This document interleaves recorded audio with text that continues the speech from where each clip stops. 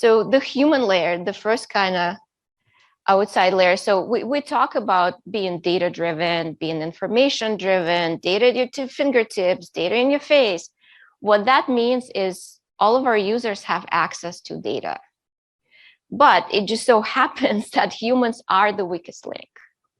It's well known in security. We're kind of, we're not robots. We, sometimes, just negligent. We sometimes don't know any better. Sometimes we don't pay attention.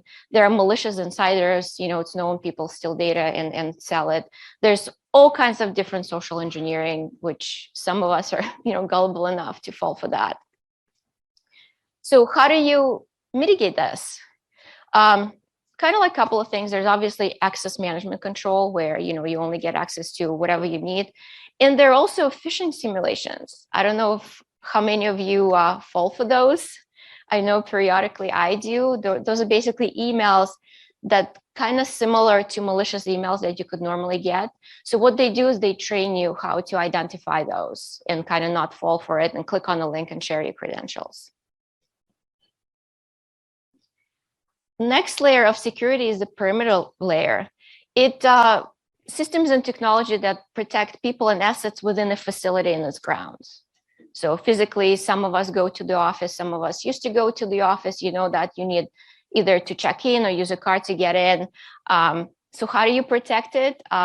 Fence or a wall, maybe with barbed wire and spikes. Hopefully you don't work in that kind of a facility. Surveillance lighting, captured closed circuit TV, and sometimes they're scary dogs. Or maybe I just watched too many movies, but it's possible. I mean, maybe your facility has scary dogs. All right, the next layer down is network security. It's policies, practices, procedures that prevent, detect, and monitor unauthorized access and misuse, modification, or denial of network accessible resources. So basically, nowadays, the modern approach is zero trust network access, which is kind of, they say zero trust, you shouldn't have access to anything other than applications and systems that you have to have access to in order to do your job. A more traditional way is VPNs. I mean, many of you probably still have to log in into VPN to get access to do your job, but generally, once you get past VPN, you have access to everything.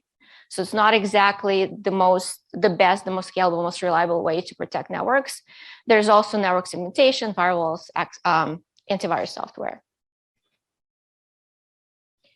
All right, endpoint security. It's geared to protect our devices, laptop, desktop, tablets, phones, whatever. Sometimes they get stolen, sometimes they're lost.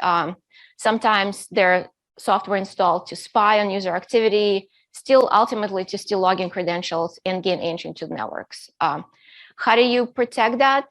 Some security controls, antivirus, kind of similar, familiar. And the other cool thing is this thing called EDR, Endpoint Detection Security Solution. So it's really cool because this is kind of like how data comes back into play. The whole point of this presentation is like data team is not the only team responsible for securing data assets. It's a collaboration between security team, data team, and legal. So if you're not talking to security and legal, you probably should be. So EDRs, what they do is they combine real-time monitoring and they collect data and come up with rule-based automated response. So they collect data, it's kind of like we're going back to data to help security. All right, application security. Well, you basically just develop and add security layer to your applications. And the theme here is to protect against unauthorized access and modifications. SQL injection, near and dear to my heart. I grew up with SQL Server. We tested for that. Store procedures were great for that. Entity frameworks, not so much. So we kind of want to make sure that not only do people cannot get access, cannot log into our applications, but they also can't just, Bobby tables, if you guys want to kind of very old story of how people can corrupt your data. And some other threats, DDoS, denial of service attacks, HTTP floods, security controls outside of actually building security into your application, also secure web gateways, web application firewalls, WAFs.